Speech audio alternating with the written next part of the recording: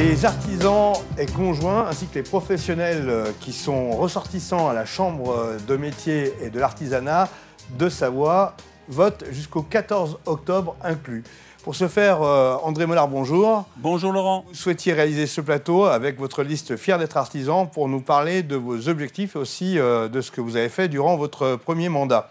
Alors, avant toute chose, Fier d'être artisan, c'est une équipe que vous avez constituée avec des gens qui sont là depuis longtemps avec vous et de nouveaux qui sont arrivés. Bien évidemment, et j'ai voulu mettre l'accent sur les métiers d'art, par exemple. J'ai 2 restauratrices, une de piano, une de tableau. En fait, je veux mettre l'artisanat en avant. Vous avez 3 de vos ex-vice-présidents qui se représentent avec vous dans cette liste, donc c'est l'évolution dans la continuité. En fait, une liste, c'est un nombre de personnes et c'est très important d'être bien accompagné pour pouvoir créer nos conseils territoriaux et aller au plus proche des artisans sur le territoire. Alors, dans cette période de campagne, il y a quelques échos qui sont tombés en disant André Mollard et son équipe est souvent à Chambéry et peu dans les vallées, etc. Vous vouliez revenir un petit peu sur les actes que vous avez accomplis durant votre premier mandat? Alors, avec l'aide de mon équipe que j'avais à l'époque, nous avons essayé, et que nous continuons d'ailleurs à faire aujourd'hui, puisque nous sommes élus jusqu'au 4 novembre, ce qui est important, c'est de faire en sorte que ce qu'on a fait, c'est-à-dire créer la nouvelle chambre de métier à Savoie-Technolac, avec à l'intérieur une chambre des métiers à l'intérieur de la chambre des métiers et de l'artisanat, une cité du goût et des saveurs, ce qui est un concept unique en France. Et ça a été la grosse avancée. Et bien évidemment, on n'a pas eu le temps d'aller forcément sur les territoires, mais de par cette mandature, je m'engage, si je suis élu, avec mon équipe, à aller sur les territoires et à bien représenter l'ensemble des artisans.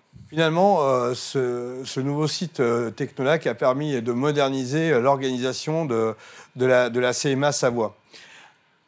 Oui, bien évidemment. Et cette réorganisation, elle permet aussi d'être maintenant dans la nouvelle régionalisation depuis le 1er janvier, d'être très performant pour pouvoir s'adapter à la nouvelle organisation. Donc, moins de paperasse, si vous me permettez l'expression, grâce à la régionalisation, et plus d'action sur le terrain. Alors, justement, parlons de votre programme avec Fier d'être artisan. Que souhaitez-vous mettre en place? En fait, sur le territoire, les artisans, souvent, ils sont éloignés. Quand vous êtes en fond de vallée, que ce soit en Tarentaise ou en Maurienne, descendre à Albertville ou aller au siège à la Motte-Servolex, c'est un peu loin. Donc, du coup, dans la nouvelle organisation, on va aller sur les territoires, on va aller rencontrer les artisans, on va aller rencontrer les Comcom, on va faire en sorte de jouer pleinement notre rôle auprès des artisans. Ça veut dire que vous voulez ouvrir le dialogue avec les institutionnels, les maires et les communautés de communes? Tout à fait. C'est l'un des 2 axes importants, c'est d'aller rencontrer ces personnes parce que nous avons été fortement impactés de par les lois qui ont été faites sous la précédente mandature. Et maintenant, pour créer une dynamique sur le territoire, nous avons besoin d'aller rencontrer ces personnes et d'aller rencontrer aussi les artisans chez eux. Au niveau de votre programme, vous souhaitez apporter plus de formation tout d'abord aux artisans qui lancent leur entreprise et qui ont une entreprise déjà référente. Oui, la particularité en France dans notre système éducatif, c'est qu'on apprend un métier, on l'exerce pendant quelques années, et le jour où on veut créer son entreprise, avant, nous avions un stage obligatoire d'1 semaine. Mais on sait aujourd'hui la part prépondérante qu'est la gestion de l'entreprise. On peut être un bon professionnel, mais il faut aussi savoir bien gérer. Et donc, de créer un centre de formation pour ce faire, ça me semble très important. Et c'est ce que je vais essayer de mettre en place au cours de la prochaine mandature. Sur la Savoie?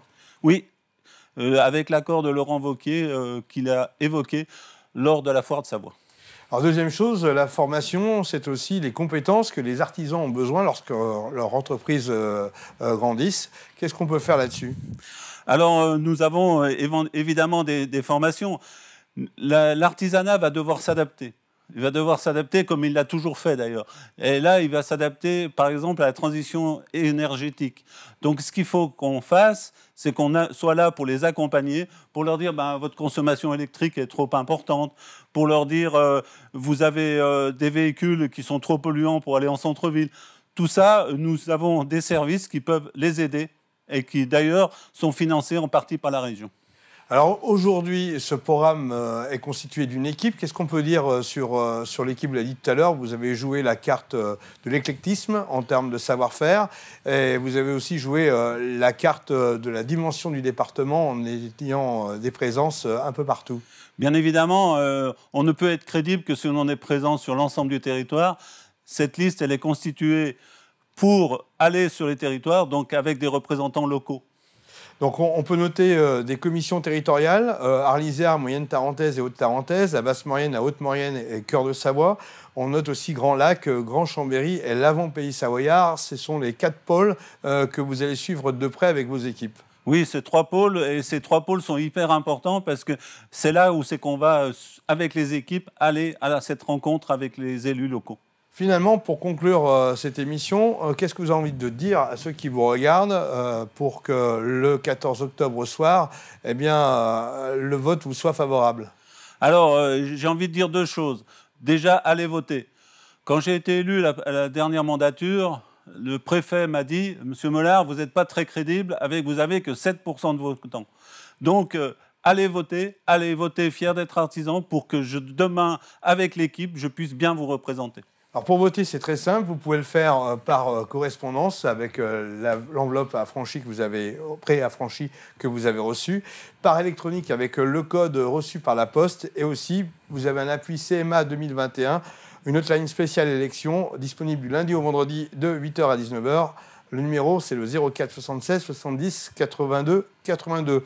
André Mollard, on vous sent motivé et convaincu pour cette élection de 2021.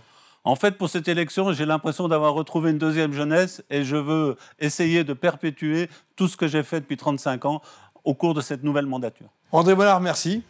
Merci Laurent. Et puis si j'ai un message à faire passer, c'est messieurs, mesdames, les électeurs et électrices, votez fiers d'être artisans jusqu'au 14 octobre inclus et merci à vous.